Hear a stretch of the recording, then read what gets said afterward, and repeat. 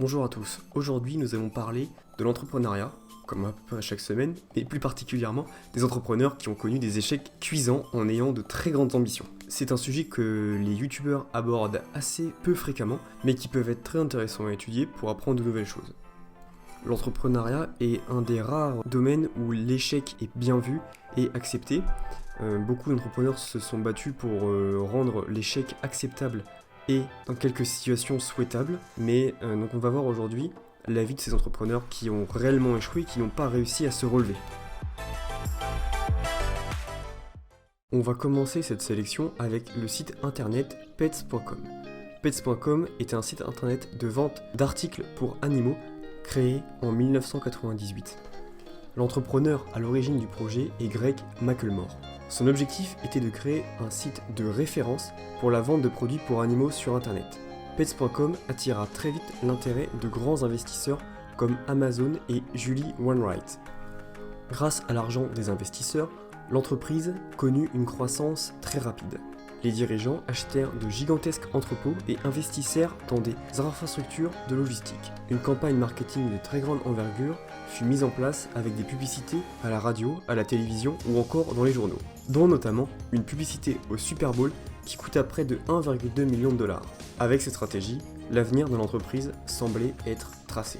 La stratégie de l'entreprise était très efficace. Les investisseurs étaient de plus en plus nombreux et Pets.com achetait ses concurrents un à un. La concurrence était réduite à néant. L'introduction en bourse de Pets.com permit de lever près de 82,5 millions de dollars. Le business model de l'entreprise, très proche de celui d'Amazon, avait tout pour réussir. L'entreprise était connue à travers tous les États-Unis et les systèmes de livraison et de stockage étaient très efficaces. Mais les ventes ne décollent pas. En 1999, Pets.com a réalisé près de 619 000 dollars de revenus, mais dépensé plus de 11 millions de dollars en publicité.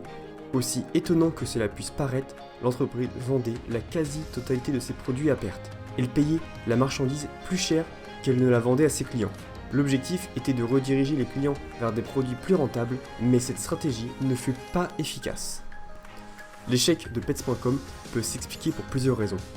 La première est que Greg McElmore n'a pas réalisé d'études de marché lors de la création de son entreprise. Les investisseurs se sont rués sur Pets.com en ne réalisant pas que les Américains n'étaient pas intéressés pour acheter des produits pour animaux sur Internet. Le marché existait, mais il n'était pas aussi grand que prévu. De plus, des stratégies douteuses ont été mises en place, comme la vente de produits avec des marges très réduites, voire inexistantes. L'ambition trop importante des dirigeants et des investisseurs a finalement conduit à la perte de Pets.com. La seconde et dernière entreprise étudiée aujourd'hui est l'entreprise Better Place. Better Place a été créée par Shai Agassi, un entrepreneur israélien. Son projet était de révolutionner le monde de l'automobile grâce à des voitures électriques innovantes. Il signe un partenariat avec Renault pour développer ce projet. L'objectif est de supprimer la principale contrainte que rencontrent les voitures électriques, la faible autonomie des batteries. L'idée est de créer des stations autonomes de changement de batterie partout sur les territoires qui permettront aux conducteurs de changer de batterie en 5 minutes et de continuer leur route sans avoir besoin d'attendre plusieurs heures le chargement de leur véhicule. L'idée séduit Renault qui décide d'aider à financer le projet et créer des voitures adaptées à cette technologie, les Renault ZE. Israël fut le premier pays test. Plusieurs stations de changement de batterie ont été construites par les équipes de Better Place et plus d'une centaine de conducteurs se portent volontaires pour essayer cette technologie au quotidien.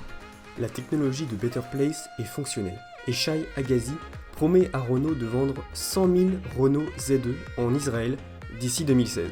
Malheureusement, les chiffres de vente sont très loin d'être à la hauteur et Shai Agassi est licencié. Better Place ne parviendra jamais à devenir le leader de la voiture électrique dans le monde et les rêves très ambitieux de Shai Agassi ne seront jamais réalisés. Renault rompt son contrat avec Better Place quelques mois plus tard, ce qui mettra le coup fatal à l'entreprise. L'idée de Shai Agassi était séduisante et avait un important potentiel.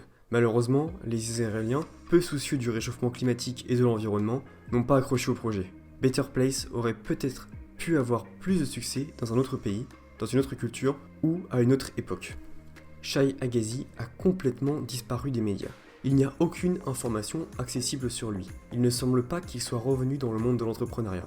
Cet échec bien qu'il ait dû lui apprendre de nombreuses compétences, ne lui a donc pas permis de se relever et de créer une nouvelle start-up, qui cette fois-ci aurait peut-être été couronnée de succès. Ces deux exemples nous montrent que personne n'est à l'abri d'un échec, pas même les entrepreneurs les plus ambitieux et expérimentés, soutenus par les investisseurs les plus riches comme Amazon ou Renault. Tout le monde peut commettre des erreurs qui feront fermer son entreprise, mais il ne faut pas pour autant ne pas essayer. On entend très souvent l'histoire d'entrepreneurs très connus comme Steve Jobs ou Elon Musk, mais il peut être parfois très intéressant d'étudier la vie d'entrepreneurs ayant échoué tout en ayant les mêmes ambitions que ceux qui ont changé le monde. Leur vie regorge de conseils qui peuvent être appliqués tous les jours lors de la création de sa propre entreprise.